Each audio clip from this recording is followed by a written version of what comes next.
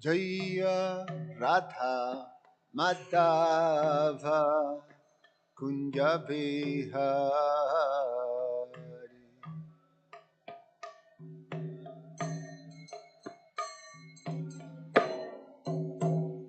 Jaya Gopijana Bhalabha Giri Bharadhari.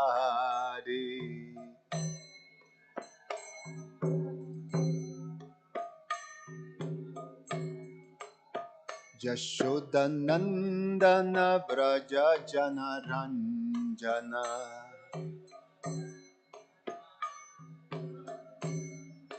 Jamuna Tira Vanachari.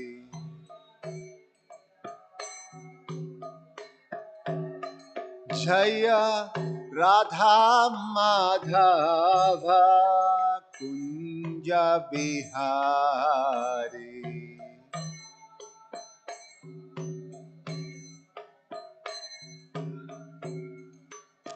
Jaya Radha Madhava Kunja Bihari.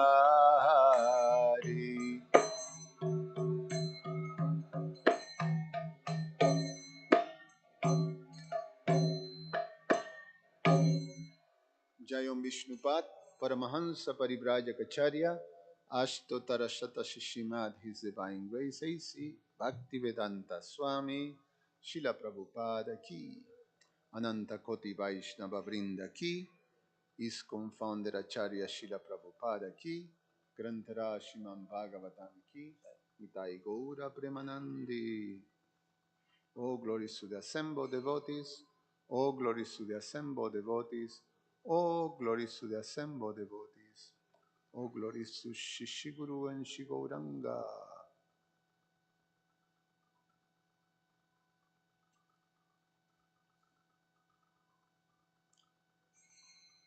Om Namo Bhagavate Vasudevaya.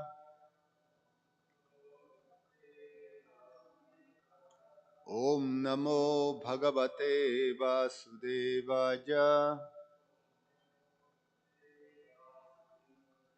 Om Namo Bhagavate Vasudevaya.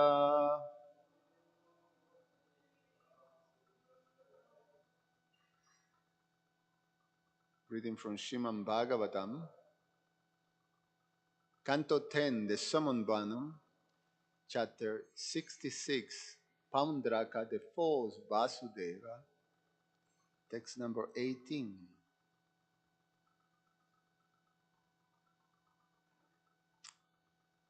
Ayodanam taratavaji kunjara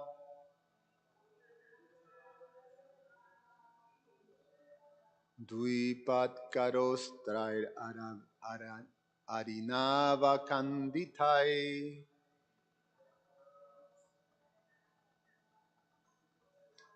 Badhauchitam moda baham manashvinam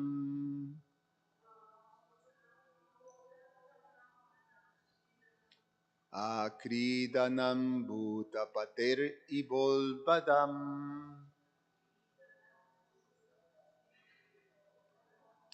Ayodanam tadratavaji kunjara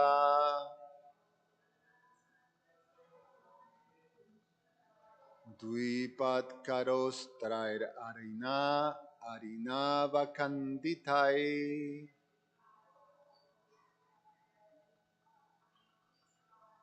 Bhavauchitam modabaham manashvinam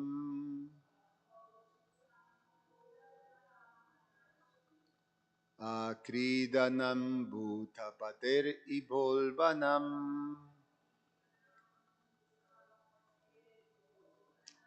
Ayodhanam tadratavaji kunjara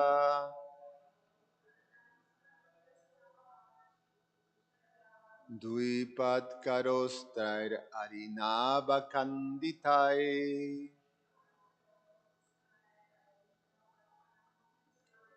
Babhauchitam modabaham manashrinam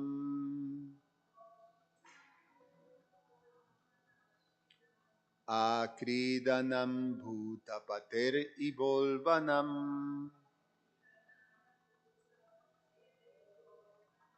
Please chant.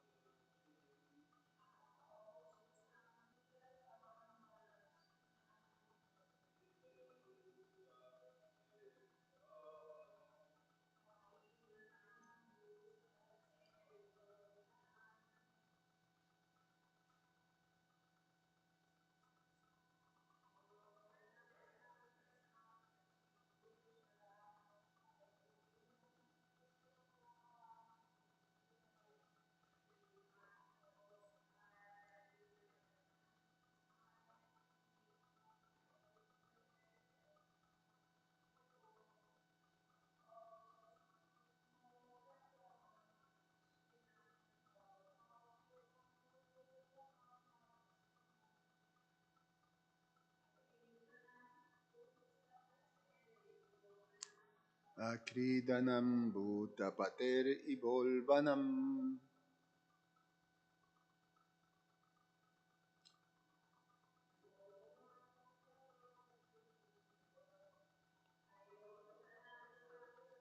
Vajikunjara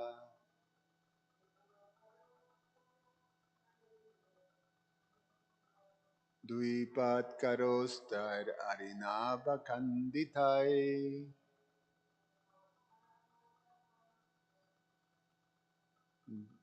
Duipat karostar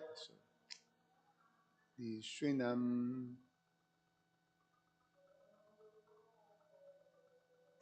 Akridanam bhutapater ibolvanam Ayodanam battlefield Tat that Ratha with the chariots Vaji horses Kunjara elephants Duipat two-legged humans Kara mules Ustrai and camels Arina by his disc Avakanditai cut to pieces Babhau shone Chitam spread Moda pleasure Baham bringing Manashrinam to the wise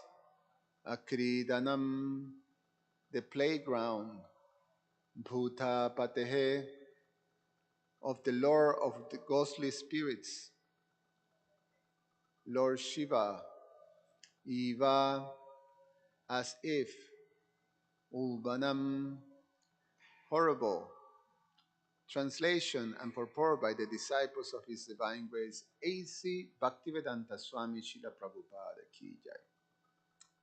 The battlefield, strewn with the dismembered chariots, horses, elephants, humans, mules, and camels, that has been cut to pieces by the lords, this weapon, shone like the gruesome playground of Lord Bhuttapati, giving pleasure to the wise.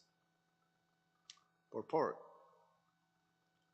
Srila Prabhupada described these scenes as follows, quote, although the devastated battlefield appeared like the dancing play of Lord Shiva at the time of the dissolution of the world, the warriors who were on the side of Krishna were very much encouraged by seeing this, and they fought with greater strength. End of quote. Om Jnana Timirandasya Jnananjana Shalakaya Chakshur Ummilitam Yena Tasmai Sri Gurube Namaha.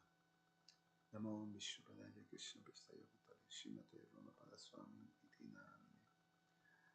Nama Om Vishnupadaya Krishna Prestaya Bhutale Shrimate Bhaktivedanta Swamin Iti Namine Namaste Saraswate Deve Gauravani Pracharine Nirveshesha Shunyavadi Pashatya Deshatarine Vanchakalpa Tarubhyascha Kripa Sindhubhya Evacha Patitanam Pavanebhyo Vaishnavebhyo Namo Namaha. So here's the result of Paundrakas and Paundrakas followers and those who were supporting Paundraka. This is the result at the end, is complete annihilation. Lord Krishna in the Bhagavad Gita tells us that when there is this discrepancy in religious principles, um, how's it called? Um, um, Yada yada hi dharmasya glanir bhavati bharata. So dharmasya glanir, when there is discrepancies in the following of principles of religion, and there is a rise in irreligion, then he appears. So Krishna's mission in this world, he declares this in the Bhagavad Gita to Arjuna, that he comes to this world to actually reestablish the principles of religion. And how does he do that? Well, Paritranaya Shadunan and Vinasaya Chaduskrityam. He gives pleasure to the devotees and protect the devotees, bring up the devotees, and he annihilates the demons or these Duskritins. Duskritins, Krishna describes much later, are these demoniac entities that never surrender to Krishna. Naman Duskritino Mudha. Naman, and never, Naman Duskritino Prapadyante. This Prapadyante is surrender. Nama, never surrender to me. This is the position of the demons. You should never surrender to Krishna. So then, what does Krishna do with this type of demoniac personalities? Well, he comes and he wipes it out. Either personally or by his potencies, Krishna takes care of these demoniac entities. But why? What's a big problem with demoniac entities? I mean, in one sense, you know, serve the possible approach that we have to disturbing elements. You know, we just keep away from those disturbing elements, and you know, is their problem. We take care of our situation. We try to keep our circumstances together, and someone else's business is someone else's business. So, you know, we don't take that as our problem. But it doesn't work like that, because this is um, that type of demoniac mentality affects a great deal of people. And as a matter of fact, at the end, it starts to affect the whole environment. Therefore, dharmasya glanir. There's a decline in the process of religious, in the following of religious, um, um, you know, instructions or the religious principles. There's a decline, and decline in religious principles will lead to a dharmasya, irreligion. So we see that it is an element that corrupts the whole environment. Demoniac mentality corrupts the whole environment. It's like when you have a rotten piece of apple or fruit, sometimes you see, when you buy strawberries or something like that, one gets moldy, and in no time, the whole thing start to goes to the next one, to the next one, and at the end, everything becomes spoiled. So, one such demoniac element can corrupt a whole society. And therefore, these elements have to be eliminated. And the Lord particularly takes care of that, either directly or indirectly. But He does take care of that. Now, one may say, or sometimes, we'll see like all these demoniac forces that are at place, we see it in the present circumstances. That it appears at sometimes that these demoniac forces are on the top of the world and basically unchecked. They are they're, they have free range. Where is Krishna? Where is justice? Sometimes people cry for that, for justice. What to speak of divine justice? Just regular justice. That these criminals or these demoniac people that are causing so much suffering, they become accountable. Where is justice sometimes? And sometimes there's a sense of hopelessness. But it's because our capacity to see the bigger picture, we're so caught in this frame, this particular little frame of time within the whole huge picture, that we become bewildered. We don't have the capacity to see a bigger picture. But the fact is that there is justice and there is divine justice. Krishna tells that. He explains. We talked about before, but in the H.G.Upanishad, um, Srila Prabhupada elaborates quite a lot on this thing. Because there is the Sri Upanishad give a very thorough comparative study of these two type of reality. The reality of vidya, or that is under transcendental knowledge, and the reality of avidya, that is under ignorance. So there's this comparative sort of study on that. What is the result? How do you get to that? How do you avoid what is vidya, what is avidya? All this. And what is the destination or the result of people that are under either vidya or avidya? And when it comes to avidya, um, the Upanishad and the scriptures tell us that the destination is the darkest regions. You become more and more immersed in ignorance.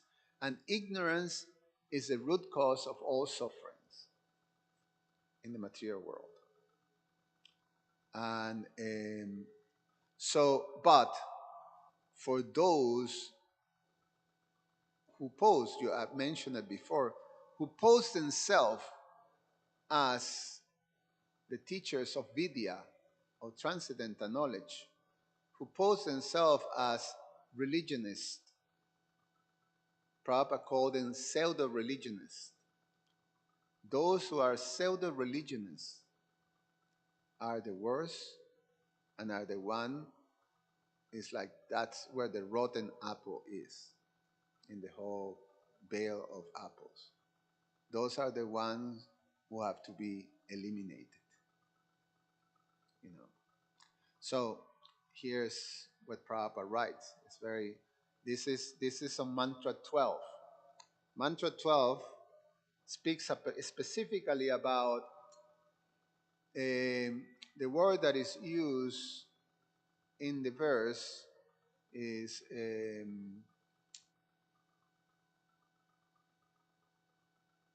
asambutin. Proper translates as demigods, but asambutin also have another meaning that is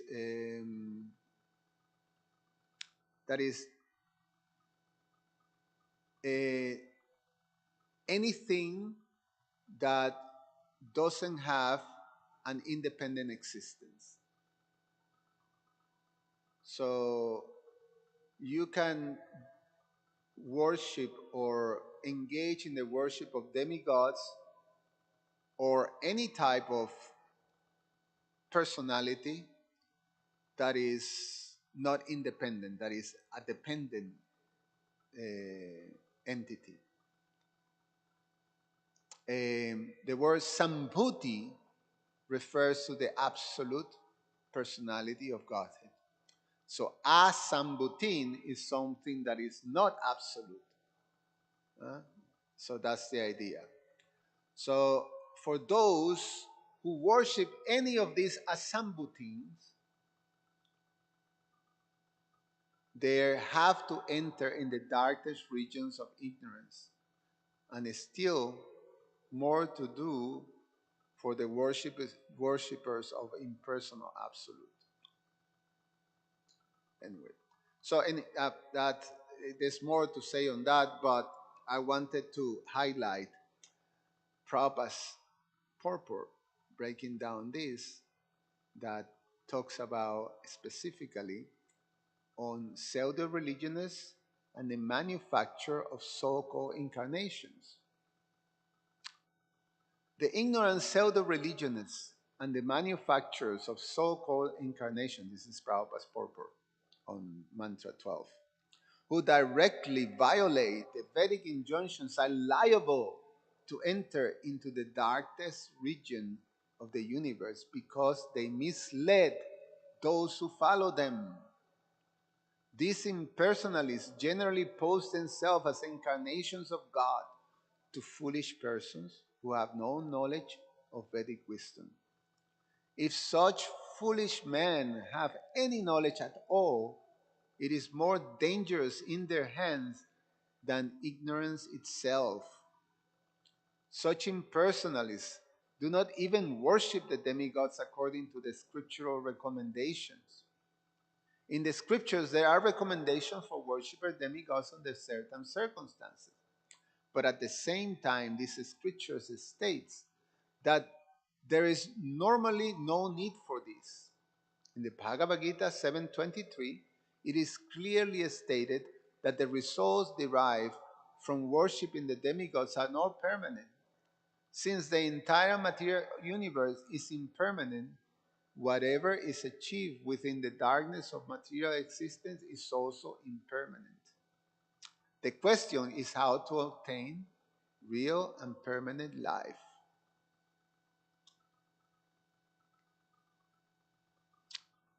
Prabhupada continue. The pseudo-religionists have neither knowledge nor detachment from material affairs. For most of them want to live in the golden shackles of material bondage under the shadow of philanthropic activities disguised as religious principles. By a false display of religious sentiments, they present a show of devotional service while indulging in all sorts of immoral activities. In this way, they pass as spiritual masters and devotees of God. Such violators of religious principles have no respect for authoritative acharyas, the holy teachers in the strict disciplic succession. They ignore the Vedic injunctions, acharyopasan, one must worship the acharya, and Krishna's statements in Bhagavad Gita, evam parampara praptam. This science of God is received through disciplic succession. Instead, they misled people in general. They themselves become so-called acharyas, but they don't even follow the principles of the acharyas.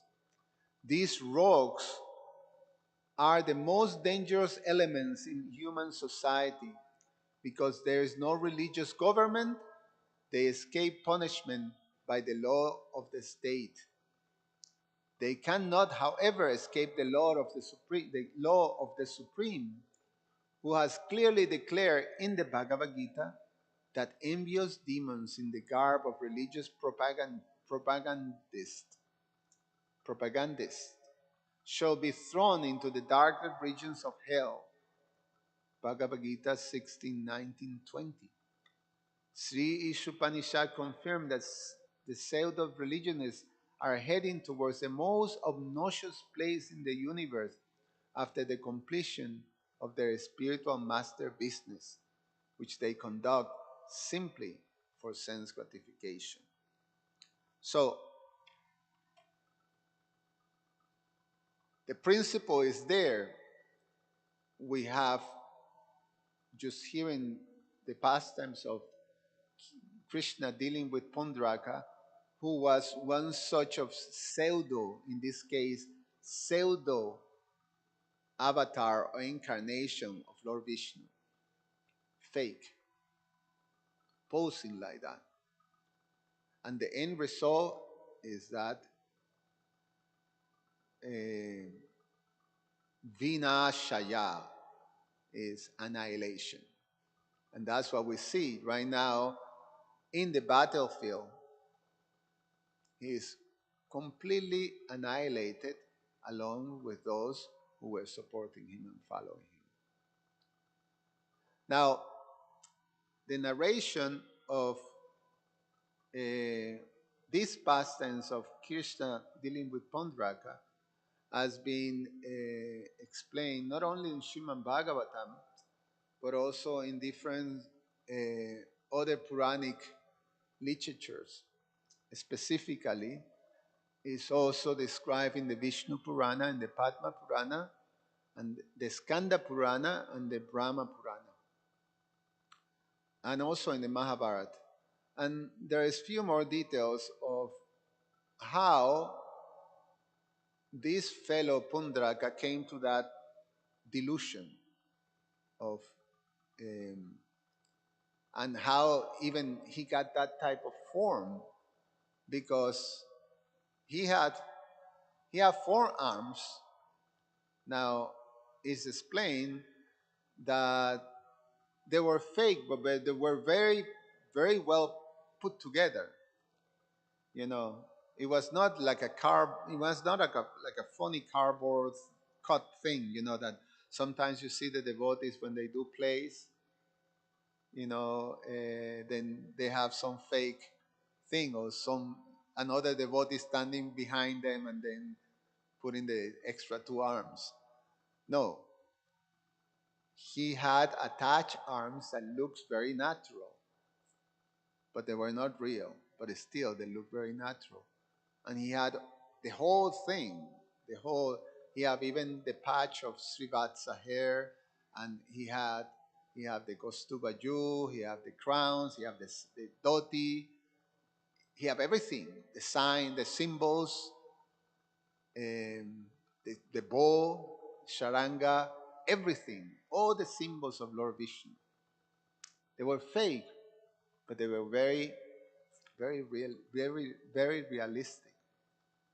He himself was a very powerful king, a powerful warrior, powerful and with a great deal of influence. He was an associate within the same circle of friends of Jarasandha, Shishupal, all these famous demons that Krishna took care of. That was his circle of friends. So he was part of that whole crew, which is basically what Krishna came by the request of Mother Bhumi to actually came to this earth to take care, to eliminate. whole bunch of demoniac entities, including this Pundraka. So who's this Pundraka and how he came to? So in the in the Padma Purana, there's some explanation. There's two versions that are presented in the scriptures, and in the Padma Purana is one, and then in another of the Puranas also, in terms of his birth. So he, one of the versions said he was the son of King Brida Sharma and Queen Shrutadeva. Now Shrutadeva was the sister of Vasudev, Krishna's father. So in this um, in this version, or this which sometimes the Puranas narrate different kalpas, or different sets of the four millenniums. So and sometimes there's a slight variations of these pastimes. So in this case, so he was related to Krishna, and he was the, so the mother was uh, Vasudev's father, Krishna's father, Vasudev's sister, Krishna's father.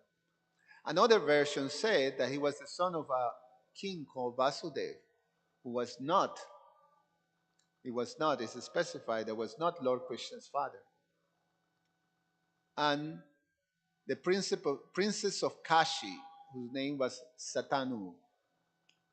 So um, he was known as Pondraka Vasudev.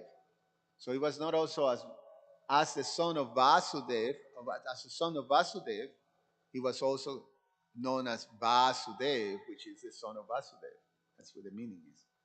So he was known as Pundraka Vasudev. So he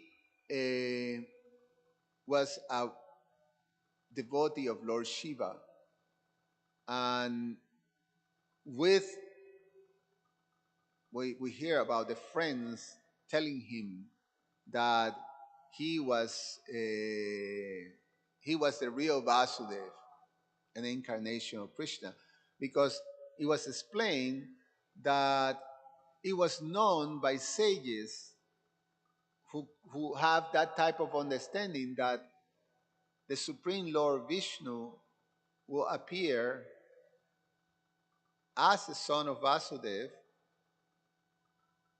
in as a Kshatriya, and will display his pastimes in this world.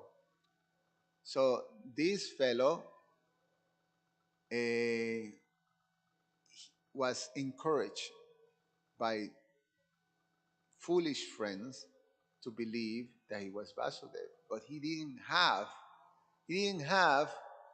and Krishna was present in the world. He didn't have that type of power, but he wanted to achieve that type of power. And what did he do? He worshipped Lord Shiva. So this is the narration of the Padma Purana. I'm going to read for it.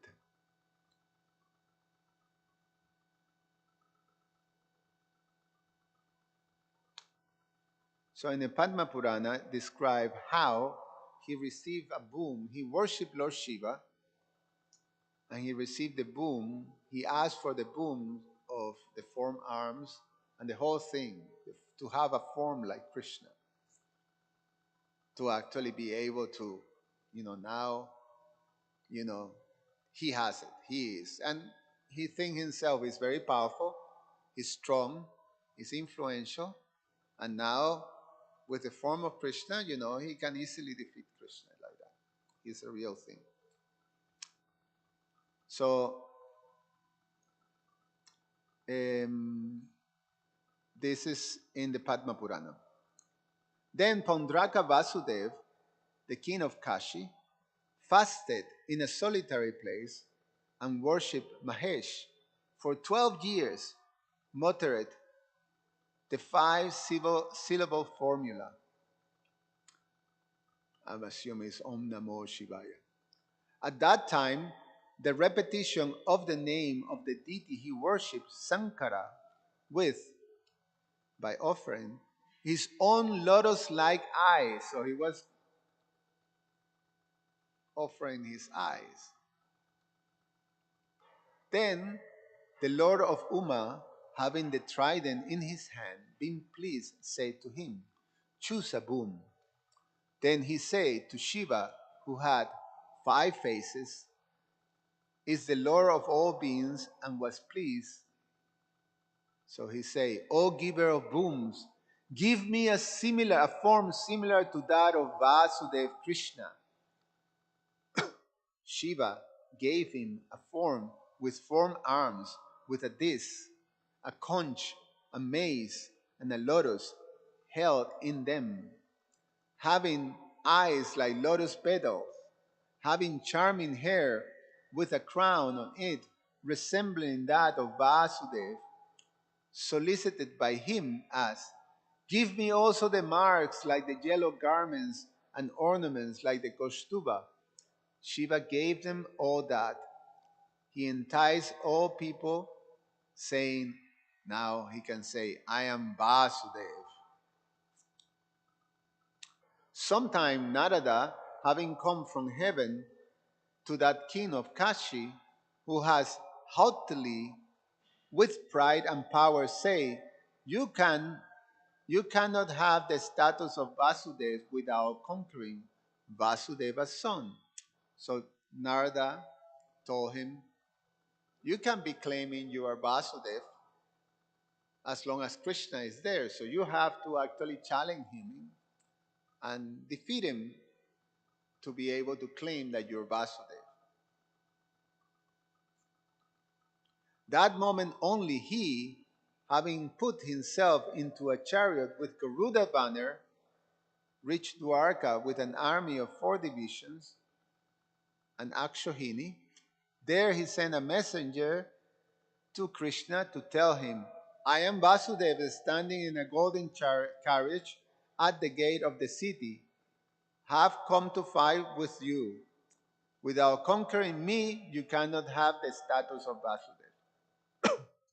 So the narration goes similar, how he got completely defeated, etc., etc. And then here's here's another account. This is from the Vishnu Purana.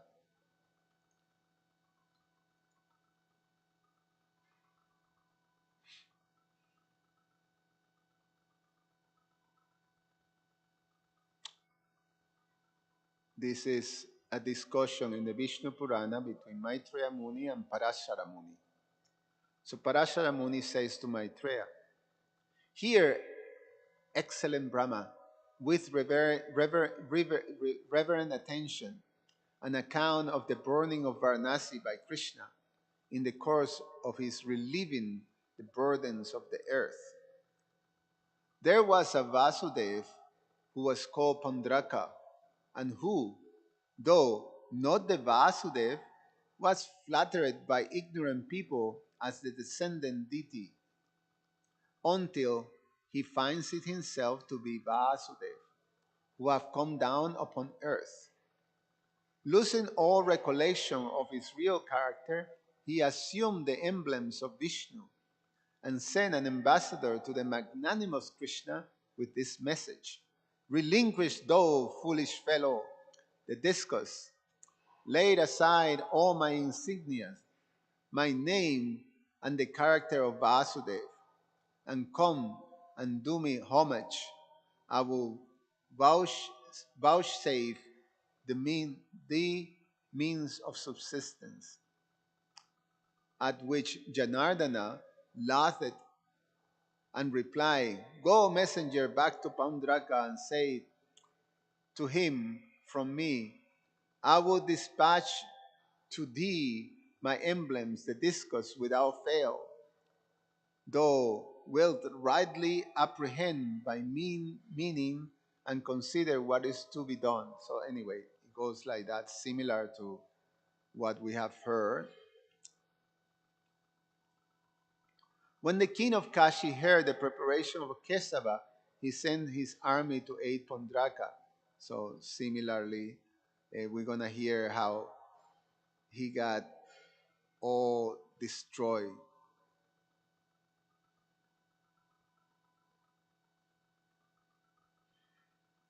Anyway, I'm gonna skip this because we're gonna hear that in the following verses. And this one is from the Skanda Purana. I'm just, you know, reinforcing, and there's little more details in there that give us a bigger picture of the whole past, and especially where is this Pundraka coming from, you know?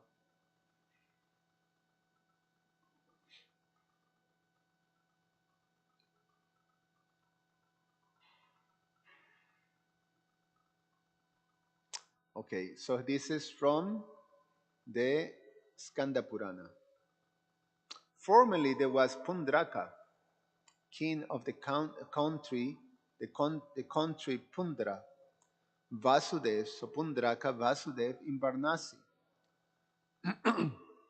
While the Puranas were being read by Brahmanas, he heard at the beginning of the Kalpa, towards the close of Dwarpa Yuga, the mighty Vasudev will be taking his incarnation in the household of Kshatriyas. That's how he got this information. Hmm? So he heard the Brahmanas narrating the Puranas. The Puranas are called uh, smritis. So historical narrations that must be remembered. And it was a it was part of the Brahmanas that would narrate Puranic, stories. And so, in the course of hearing the Puranas from these Brahmanas, he heard that at the beginning of the Kalpa, towards the close of Dwarpa Yuga, the mighty Vasudev will descend in the family of Kshatriya. So, the Skanda Purana continue. The foolish fellow considered himself Vasudeva. Oh, my beloved, of excellent countenance, and bore his marks such as holding a discus. So again, he sends a message, and right here it tells the name of the messenger. His name was Mahodar. So, and then he went and said to Lord Vishnu, to Krishna, give up your discus and blah blah like that.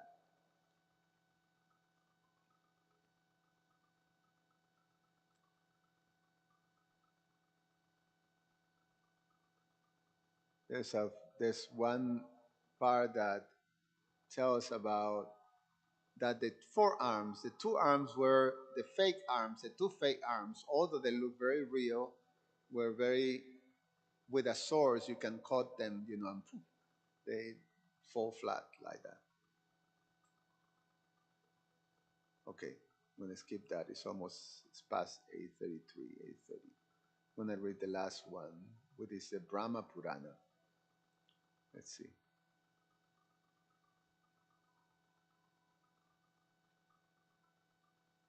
So this is um, Srila Vyasadeva in the assembly of sages. He goes to explain also this pastime. So Srila Vyasadeva said, O excellent sages, even as I narrate, let this be listened with great attention, how Varanasi was born by Krishna during his incarnation as a human being. Pundraka, king of Varanasi, was told by the people, deluded by ignorance, Vasudev has taken incarnation on the earth. You are that incarnation. Accordingly, he thought he was the incarnation of Vasudev on the earth. He lost all faculty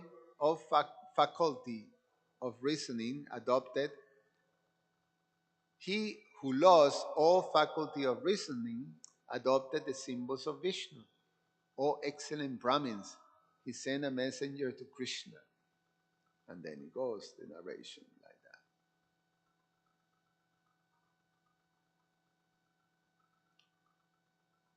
So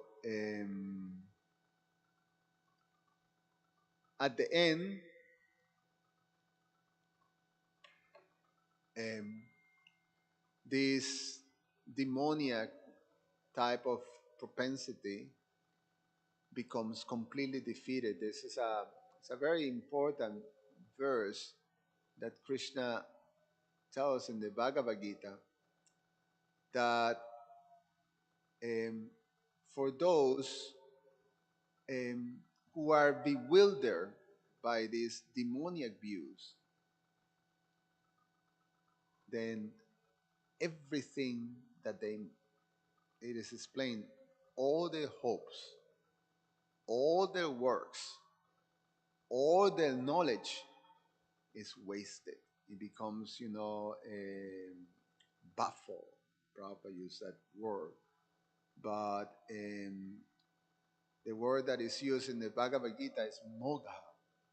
Moga means waste, is thrown away. So Krishna tells that those who are bewildered, those, those bewildered are attracted by demoniac and atheistic views, and in that deluded condition, their hopes for liberation, their fruitive activities, and their cultural knowledge are all defeated, wasted. So at the end, this is the result of this type of mentalities. All their hopes and all their works, whatever they put the energy in, it becomes wasted. So there will be there's at the end there's no hope for that. So Pundraka, with all his hopes of supremacy, is the end result is a battlefield that is filled with the corpses and the pieces of limbs, the complete destruction of everything he had. That at the end, you know, was like a scene from the time of annihilation when Lord Shiva is doing this dance of the time of annihilation. So that was the result of his program like that. Any comments or questions?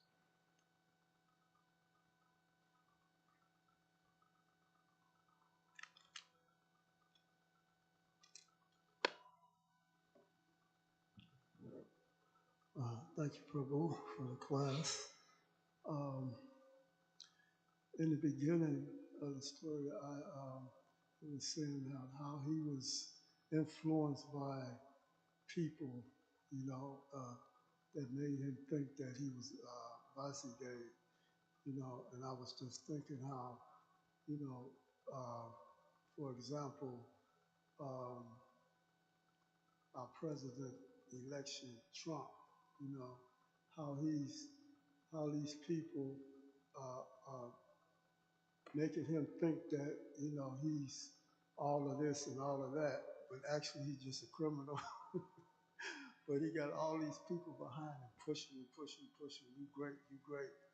And I was thinking how sometimes people can,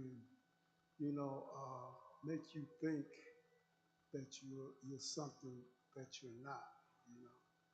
So I had that experience in my life. But I have another question.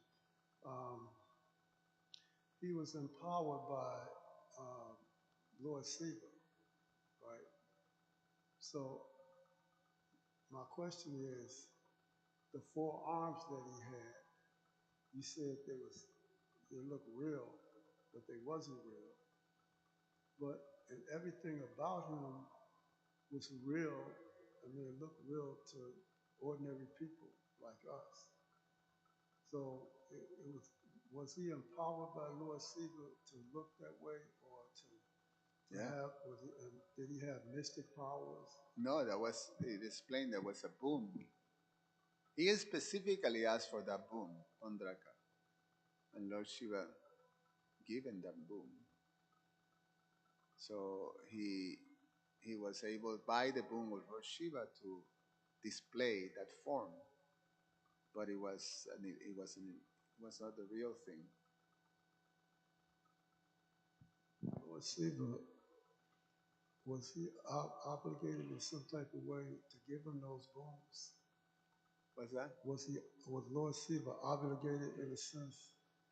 I mean, was it his duty, or was he obligated in some type of way to give Punch and drop the booms? I mean, did he have to do it, or was it was he? Well, he's not. It's just, in one sense, is uh, one may question, why you given something like not only Pondraka, but I mean, possibly the most outrageous one was the one that demon whose boom that he has is whatever he touches with his hand explodes. Whoever if he touch someone's with his, he wants a boom that is capable of touching someone's head and the head will explode. So, and Lord Shiva gave him that boom, and then there's this fellow just turned on Lord Shiva and wanted to touch Lord Shiva's head, and Lord Shiva had to run. You know, so why? Why? Well, in one sense, you're asking if it's his obligation, and um, you know, in one sense, yes, that it's part of a system that appears that the demigods have to, uh, uh, you know, do this type of things when there is a particular type of penance, then there's especially when it's a penance that is performed for a particular purpose, then and if you see that these fellows are so, I mean, so determined that they show they're ready to sacrifice everything for that, for achieving that purpose, then there is some reciprocation that happens by the particular demigod.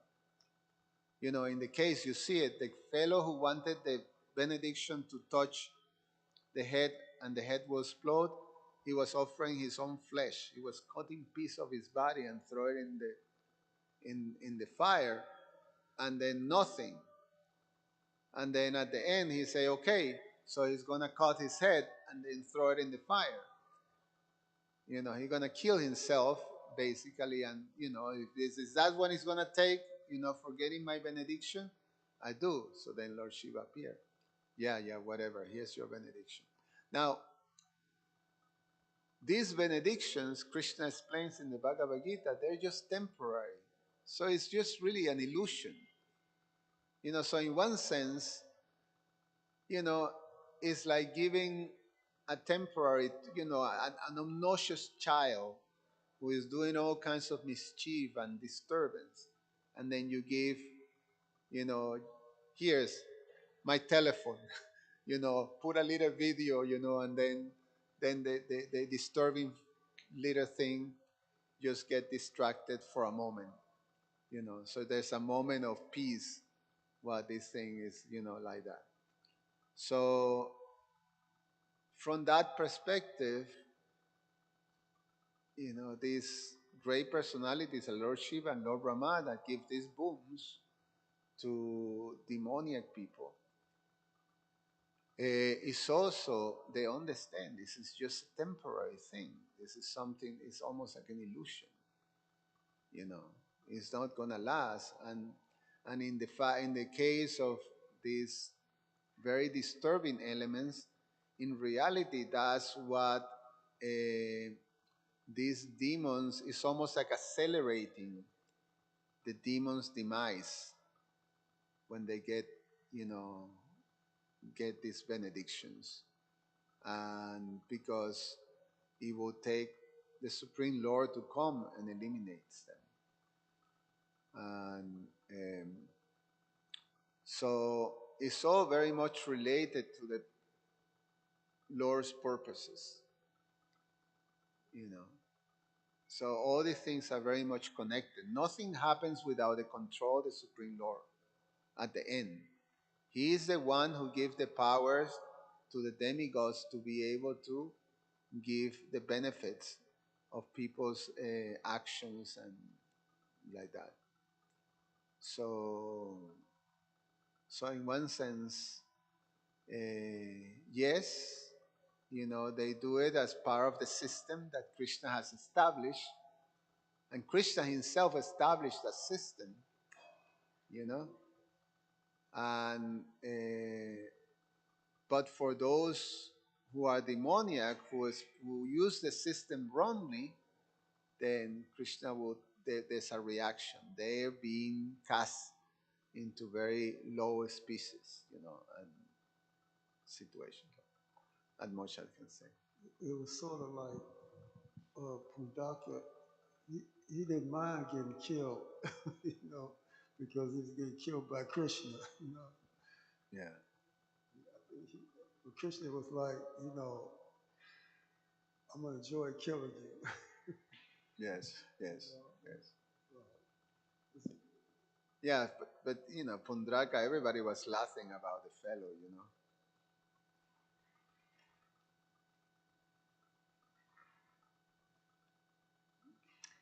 So the somebody like King Pundraka who um, presented himself as being the false Vasudev, um, he falls into that category of persons that are going to be cast into the lowest regions of hell.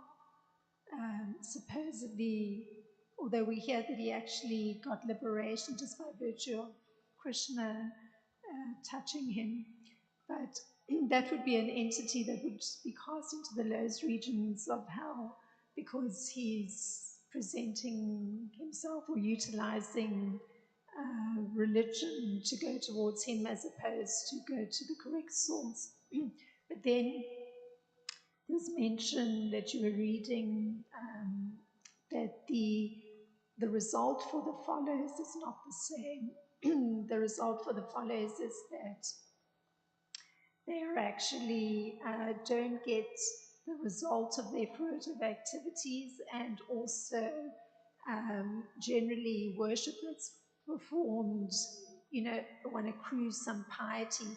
So they don't actually accrue any piety and they don't get the results of their fruitive activities. Is that correct? So it's quite interesting that there's the extreme reaction for the pseudo religionists or the pseudo person presenting themselves as the pseudo person to be worshipped, and then the results for the followers, it's a little different.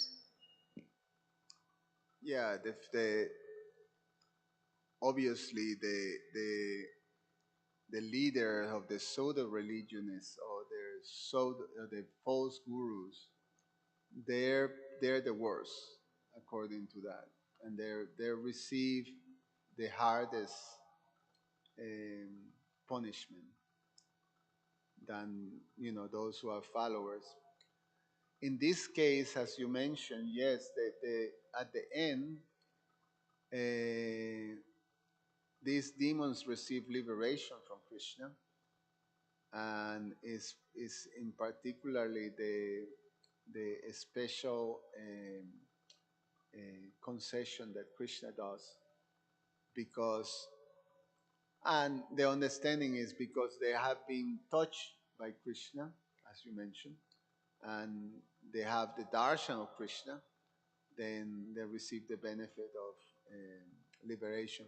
Most of them gets impersonal liberation, and but in some cases they get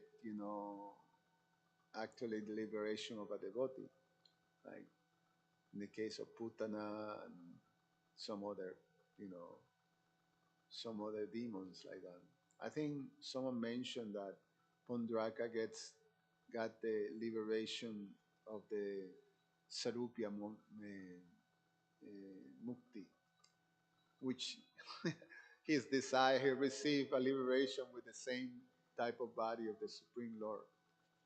You know, I guess was his meditation throughout his life, and at the end, Krishna fulfilled it in that way. So it's Krishna's inconceivable past tense, but in general, the principle is there that at the end, you know, all the efforts of these demons are completely wiped by Krishna's himself or Krishna's potencies, like that. So we have to be careful not to follow false avatars or false gurus or false. And to be able to do that, you have to have some knowledge. You have to be under the principles of transcendental knowledge. Right. Thank you. Grantara Bhagavatam Ki Jai.